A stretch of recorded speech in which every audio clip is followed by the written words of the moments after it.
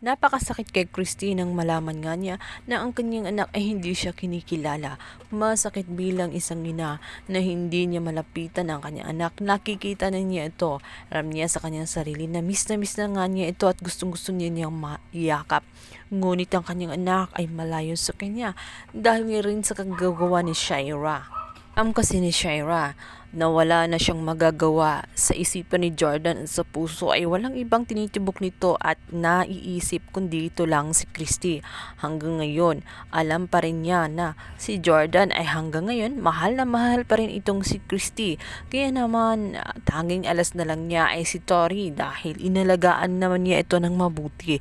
At itinanin niya sa utak ng bata na siya ang mabuting ina at siya ang nagpalaki sa kanya. Sinisigurado niya ang lugar ni Shaira sa puso ng kanyang anak na si Tori, kaya naman lubhang mahirapan at masasaktan ng gusto itong si Christy dahil sa tuwing lalapitan niya ang bata ay sumisigaw ito halatang ayaw sa kanya. At hindi nga tinuruan ni Shaira na mayroon pa siyang isang ina na matagal na siyang inahanap.